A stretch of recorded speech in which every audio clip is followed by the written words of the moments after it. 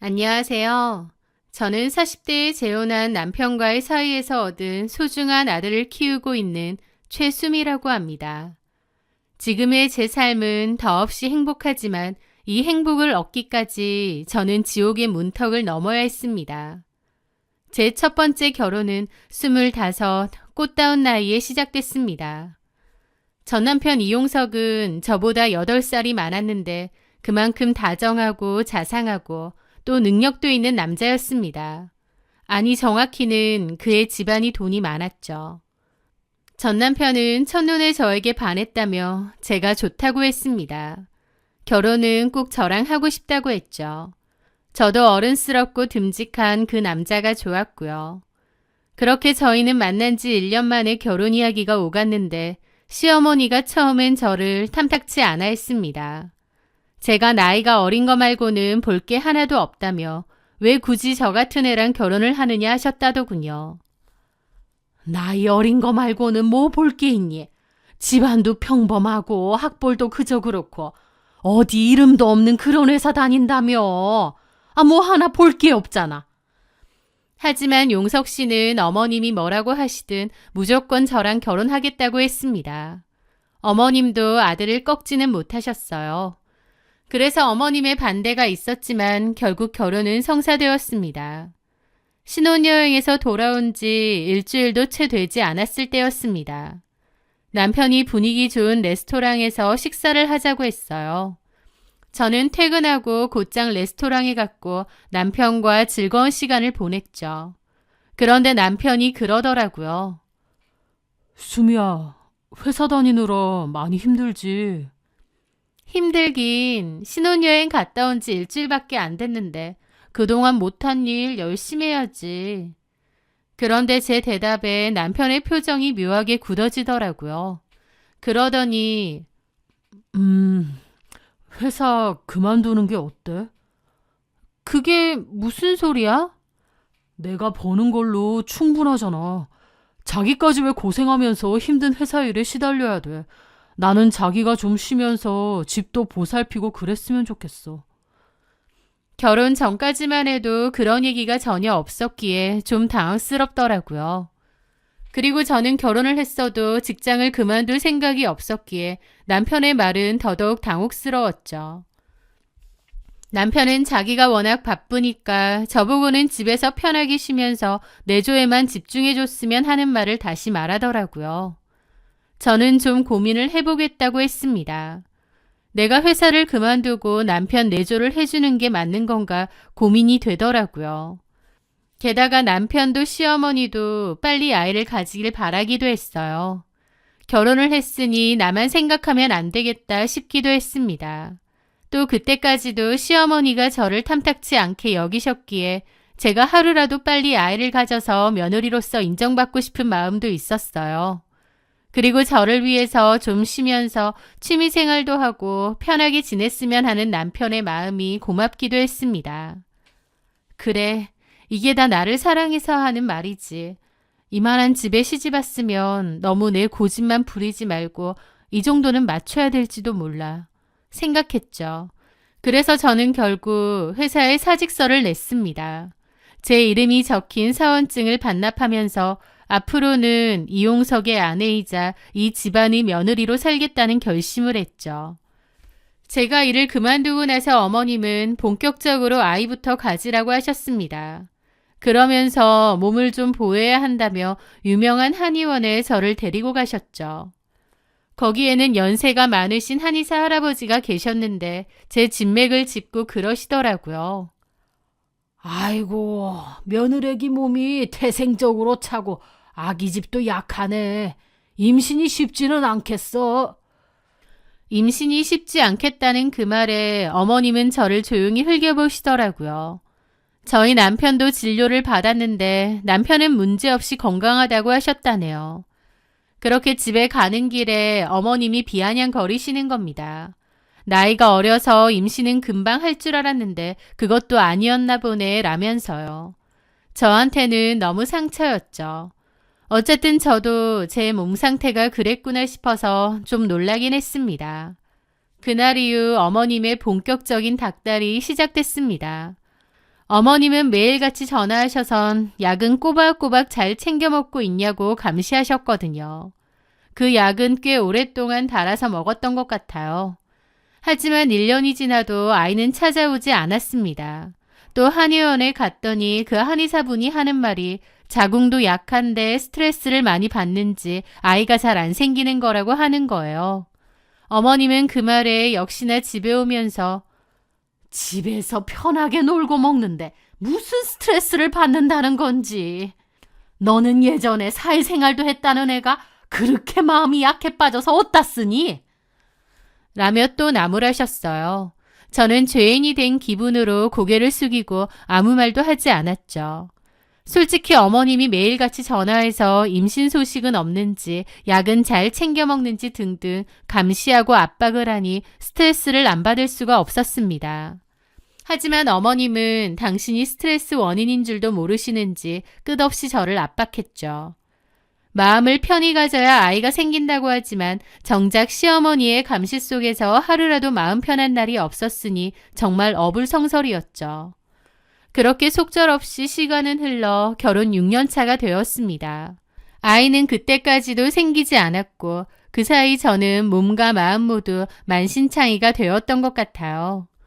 어머님은 노골적으로 애 하나 못 낳느냐고 속상해하셨고 저는 그 속에서 피가 마르는 심정이었습니다. 그런데 6년 동안 적극적인 시술은 하지 않았어요. 보통 난임 기간이 길어지면 난임병원에 가서 적극적인 치료라도 하지만 저는 그것도 못했습니다. 왜냐하면 어머님은 엄청 맹신하는 보살분이 있었는데 그분이 자연적으로 아이가 생겨야 된다고 시술 같은 거 하면 안 된다고 못을 박았대요. 그리고 제 사주에 아이가 있기는 하답니다.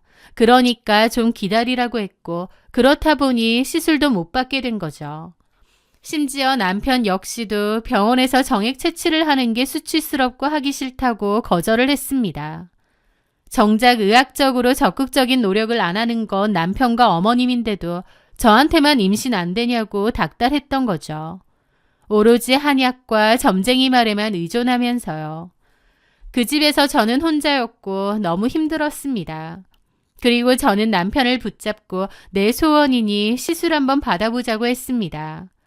남편도 한의원 진맥만 짚었지 제대로 된 병원 검사를 받아본 적이 없었어요. 그 한의원에서는 남편은 너무 건강하고 정상이라고만 하는데 하지만 임신 기능이 진맥으로 다 나오겠나요? 전문적인 병원에서 검사 좀 해보자고 제가 그렇게 애원하니 남편도 마지못해 알겠다고 했고 결국 검사와 시술 날짜도 잡았습니다. 어머님 몰래 해야 했기 때문에 조용히 진행을 하기로 했죠.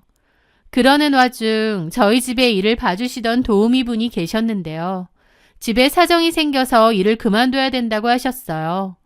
그러면서 그 아주머니가 잘 아는 도우미 분이 있는데 젊고 싹싹하고 일도 잘한다며 추천해 주시더라고요.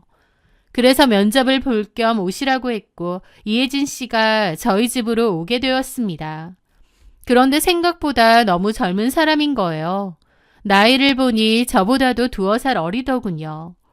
이렇게 젊은 사람이 다른 집 살림해주는 일을 하나 싶기도 하면서도 참 열심히 사는 사람이구나 싶어서 대단하다 싶기도 했습니다.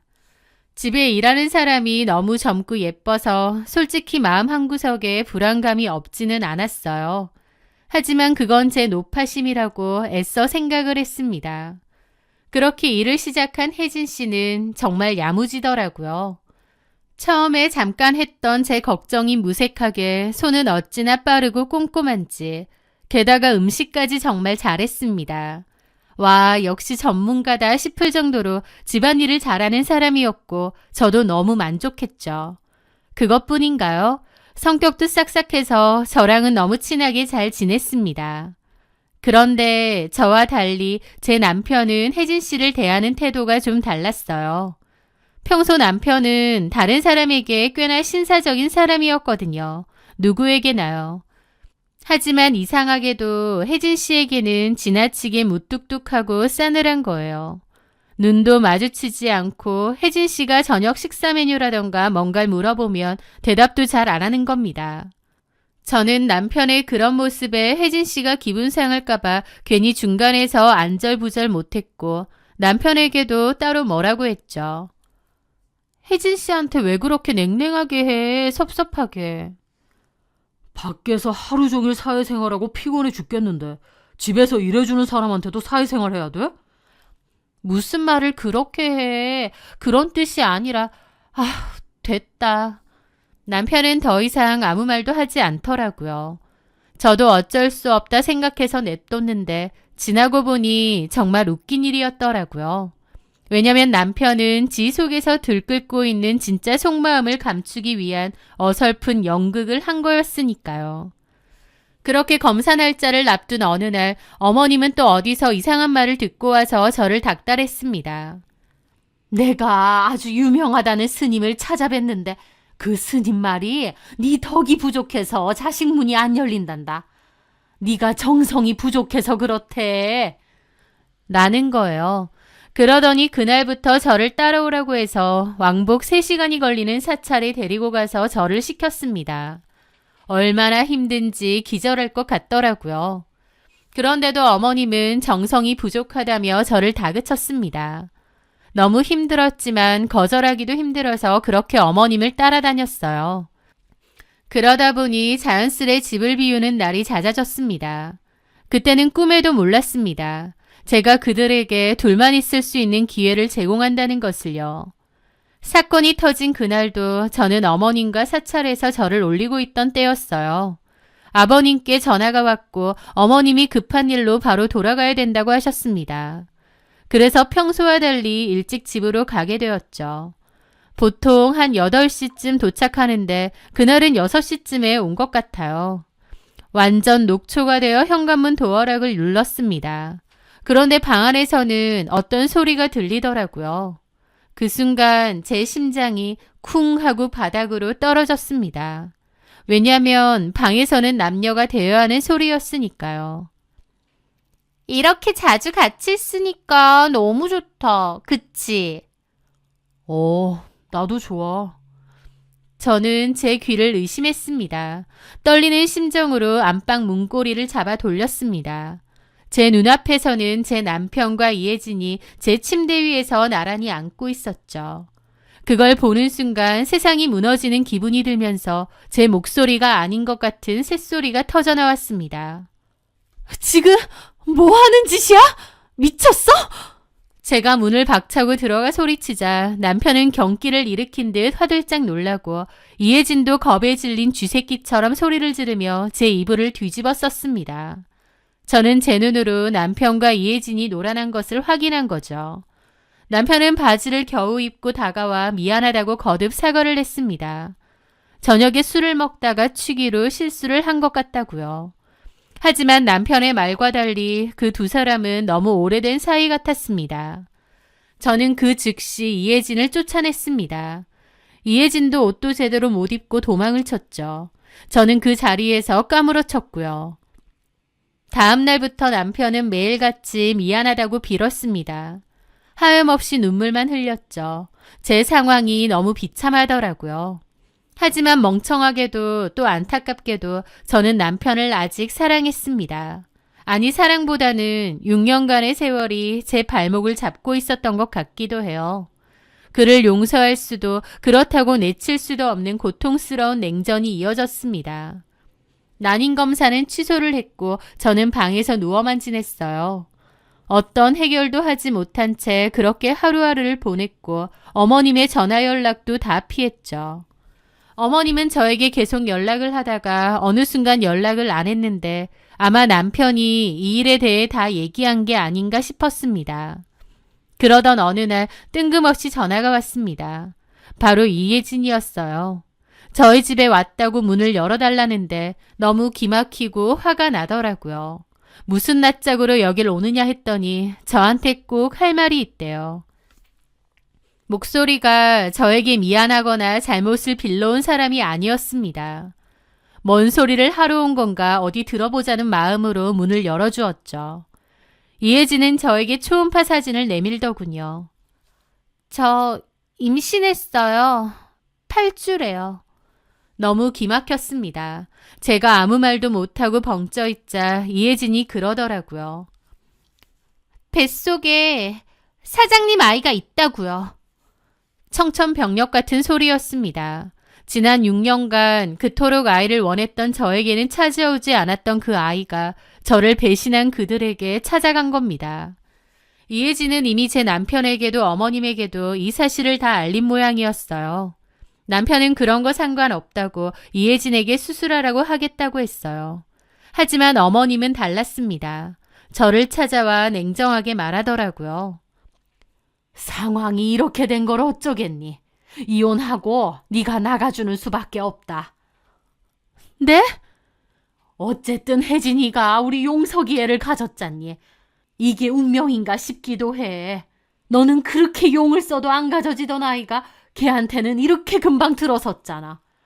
그리고 너 들어보니 내가 그렇게 하지 말라고 했는데도 난임센터 예약했다며? 내가 뭐랬어. 보살님이 자연적으로 임신해야 된다고 얼마나 강조했냐고. 너 내 말 무시하고 시술 받으려고 했지? 네가 시어머니 말을 얼마나 개똥으로 들은 거냐. 어머니, 바람핀 사람은 이용석이에요. 왜 저한테 뭐라고 하시는 거예요? 너도 잘한 거 없다 이 말이야. 막말로 네가 지금 애라도 있었으면 나는 무조건 네 편이다. 이혜진 뱃속에 애가 있든 말든 돈이라도 쥐어주고 수술하라고 했을 거다. 근데 봐라. 너는 없고 걔는 우리 용석이에 임신했잖니. 너랑은 죽어도 안 생기던 애가 걔랑은 이렇게 금방 생기니. 이게 운명인가 싶기도 하다. 긴 말 할 것도 없고 위자료 줄 테니까 정리해. 솔직히 가사도우미 출신 며느리 나도 썩 탐탁지 않아. 근데 또 생각해보면 걔랑 너랑 뭐가 그렇게 다르겠니? 너라고 뭐 대단한 집안의 교수도 아니었잖아? 고집 부려봤자 너만 힘드니까 끝내라.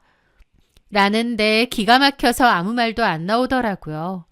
어떻게 이렇게 뻔뻔할 수가 있나요? 누가 보면 제가 바람을 핀 줄 알 거예요. 그날 저녁 남편에게 따졌습니다. 그런데 남편도 어머님과 그 사이에 얘기가 된 건지 말을 바꾸고 더 이상 제게 용서를 구하지 않았습니다. 당신한텐 정말 미안하지만 우리 그만하자. 내 애를 가졌다면 책임지는 게 맞는 것 같아. 위자료는 섭섭치 않게 줄게. 남편도 결국 어머님 아들이더군요. 지난 6년의 세월을 돈으로 계산하고 있었으니까요. 저는 그럴수록 오기가 생겨 절대 이혼하지 않을 거라고 결심했습니다. 그러는 동안 시부모님과 남편은 변호사를 구해 저한테 대응하려고 한 모양이지만 저는 죽어도 물러나지 않을 작정이었어요. 그렇게 저는 10개월 가까이 버티고 또 버텼습니다. 그런데 하늘 아래 제 편은 없는 건지 그맘때 공교롭게 친정오빠가 사업 관련한 사기를 당했습니다. 주변에 돈까지 빌렸는데 그 일로 오빠가 감옥에 들어갈지도 모르는 상황이었죠. 친정 부모님은 울면서 제게 전화를 하셨어요. 오빠가 그 돈을 못 갚으면 감옥 들어가야 될지도 모른다고. 위자료라도 받아서 오빠 좀 도와주면 안 되겠느냐고요. 친정 식구들까지 저에게 이혼을 하려고 종용을 하니 정말 믿을 곳 하나 없다 싶더라고요. 저는 결국 모든 것을 포기하고 이혼을 하기로 했습니다. 그렇게 이혼 과정을 밟으면서 이혜진 씨가 아들을 낳았다는 소식을 들었습니다. 어머님은 좋아서 입이 찢어졌다는 소리도 들려왔죠. 그렇게 저는 그 집을 나왔고 제 위자료로 오빠를 도와주었습니다. 오빠를 도운 건 다행이었지만 그때의 제 심정은 지금 생각해도 너무 비참하고 피눈물이 나네요. 그렇게 친정에서 지내던 저는 남편 집에서 미처 들고 오지 못한 몇 가지가 생각났습니다. 그래서 그 짐을 챙기러 간다고 연락 후 찾아갔는데요. 집 안으로 들어가자 이혜진이 거실을 떡하니 차지하고 아이를 안고 있더라고요. 그 싹싹하고 성실하던 가정부 이혜진이라는 여자는 온데간데 없고 거만한 승리자처럼 저를 쳐다보면서 짐 챙기고 빨리 나가달라고 했습니다. 이제 이 집의 안주인은 자기라 이거죠. 저는 비참한 기분으로 제가 미처 못 갖고 갔던 짐을 챙겼습니다. 이혜진은 제 뒤까지 따라와 제가 뭘 챙기는지 감시하더라고요. 그렇게 저는 방을 나서려다가 이혜진이 안고 있는 아이를 봤습니다. 그런데 그 짧은 순간이지만 좀 이상하더라고요. 물론 갓난아기긴 하지만 그래도 이미지라는 게 있는데 그 아이는 이용석도 이혜진도 전혀 닮지 않았거든요. 이용석은 좀 하얗고 눈도 작고 기다란 편인데 이혜진 품속의 아이는 까맣기도 하고 쌍꺼풀도 짙고요. 이용석도 아니고 그렇다고 이혜진을 닮은 것도 아니었기에 좀 의아했습니다. 그냥 안 닮았다 정도가 아니라 너무 결이 다른 느낌이었다고나 할까요? 그래서 제가 아이를 빤히 쳐다봤는데 그 순간 좀 전까지 여유롭던 이혜진이 갑자기 신경질적으로 아이를 확 돌려앉는 거예요. 뭘 그렇게 쳐다봐요? 라면서 저를 엄청 경계하면서 날선 반응을 보이는 겁니다.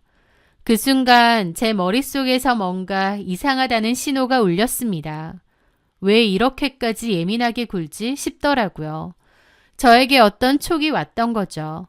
그렇게 저는 어쨌든 짐을 마저 챙기고 잠깐 화장실을 들르겠다고 했습니다. 이혜진은 혼잣말로 가지가지하네 라고 하더라고요. 저는 못 들은 척 화장실에 들어가 남편의 칫솔을 챙겼습니다.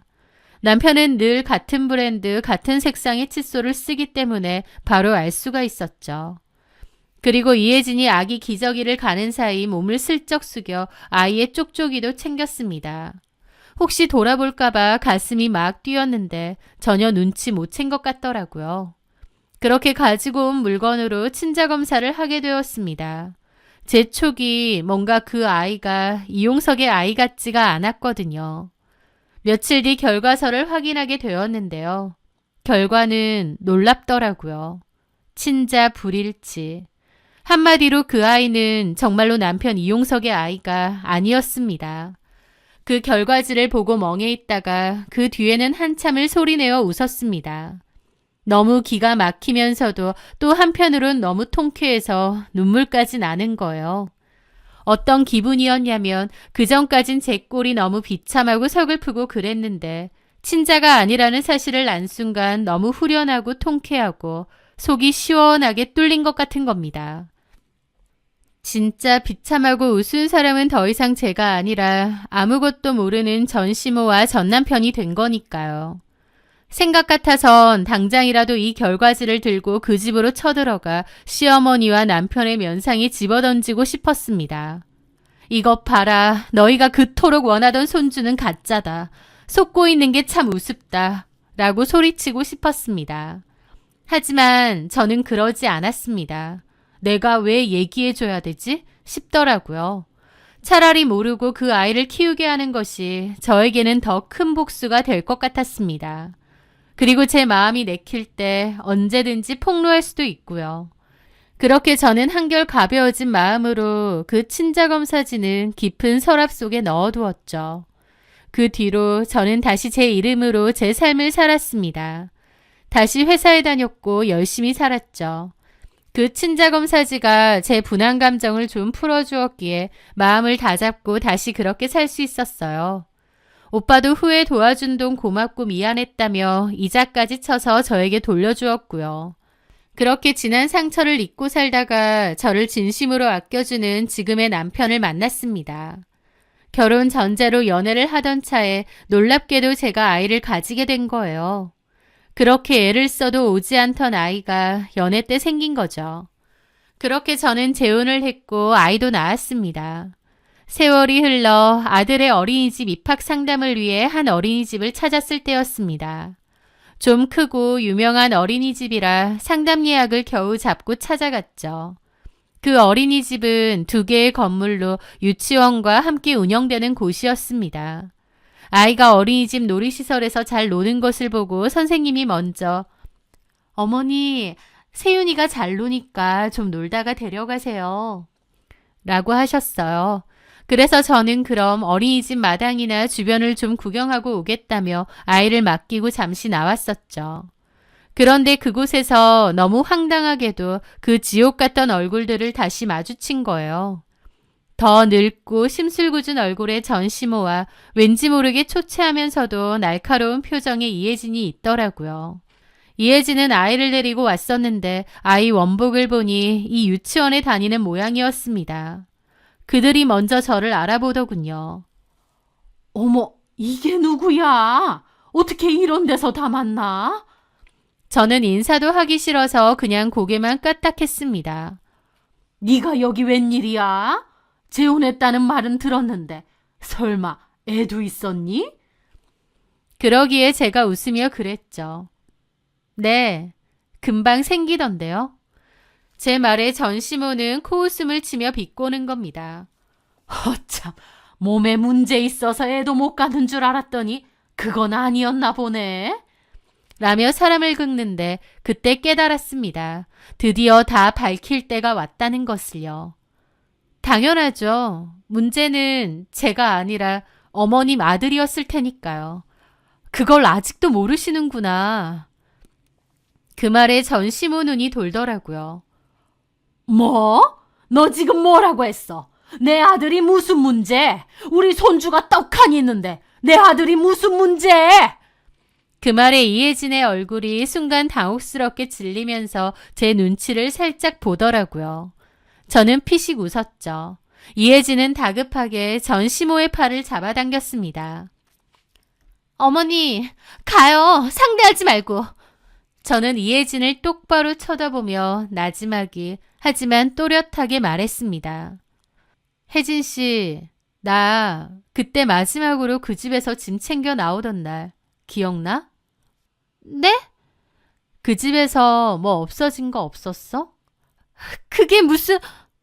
저는 여유 가득한 목소리로 말했죠. 실은 내가 그때 아기 쪽쪽이 들고 갔거든. 아무리 봐도 아기가 이용석이랑 너무 안 닮은 거야. 그래서 이용석 칫솔도 들고 갔어. 그 말에 이혜진의 눈이 공포로 휘둥그레지는 거예요. 그 모습을 전시모가 놓칠 리 없었죠. 지금 무슨 소리를 하는 거야? 저는 시어머니의 말을 자르며 웃었습니다. 10년 묵은 채증이 한순간에 내려가는 기분을 느끼면서요. 어머님, 제가 그걸 들고 가서 뭘 했겠어요? 저는 10년 동안 아무것도 하지는 않았지만 결국 복수는 한 셈이네요. 어머님 며느님한테 직접 한번 물어보세요. 그 귀한 손주가 과연 누구인지. 저는 다 알고 있거든요. 그 순간 이혜진이 이성을 잃고 제게 달려들었습니다. 미쳤어? 어디서 개수작이야! 하지만 제 말에 전시모가 얼굴이 창백하게 질려서는 이혜진의 팔을 낚아챘습니다. 너 이게 무슨 소리야? 아니에요, 어머니. 저 여자 미쳤나 봐요. 아무 헛소리나 하는 거예요. 저는 코웃음 치며 말했습니다. 어머, 선생님께서 부르시네요. 저는 이만 가보겠습니다. 그럼 두 분이서 얘기 잘 나눠보세요. 그렇게 저는 자리를 떴고 고개를 힐끗 돌려보니 전시모도 이혜진도 표정이 아주 가관이더라고요. 나중에 들리는 소문으로는 그야말로 지옥도가 펼쳐졌다고 합니다. 전시모는 결국 머리카락을 뽑아 자기 손으로 직접 친자 검사를 의뢰했다더군요. 그리고 친자가 아닌 게 밝혀진 것을 알게 되었다죠. 이혜진은 몇 년 전 제가 쫓겨났던 그 모습 그대로, 아니 더 비참하게 아이와 함께 쫓겨났다고 하더군요. 그 오랜 기간 남의 자식을 친자식인 줄 알고 키웠던 이용석과 전시모. 특히 전시모는 충격으로 알아누웠고 헛소리까지 하면서 제정신이 아니라는 얘기도 있더라고요. 전 남편도 그동안 키워온 아이가 자기 아이가 아니라는 사실과 속았다는 분노에 허구한 날 술을 퍼먹고 산다고 하고요. 그 무당말이 맞긴 했네요. 제 팔자에는 아이가 있었으니까요. 하지만 그 아이가 이용석의 아이는 아니었던 거죠. 저는 지금 저를 세상에서 가장 사랑해주는 남편과 제 목숨보다 소중한 아들과 함께 정말 행복하게 잘 살고 있습니다. 제 행복이 그들에게는 가장 완벽한 복수가 되었을 거예요. 어떤 일이 있을 때 그 일이 결국 좋은 일이 될지 안 좋은 일이 될지는 아무도 모른다고 합니다. 저는 첫 번째 결혼에서 남편에게 배신을 당했지만 그로 인해 지금의 남편 그리고 지금의 아이도 얻었으니 저에게는 오히려 좋은 일이 되었던 게 아닌가 싶어요. 좋은 일도 나쁜 일도 결국 내 인생에 다 필요한 일이라는 생각으로 살아가려 합니다. 제 사연 들어주셔서 감사합니다.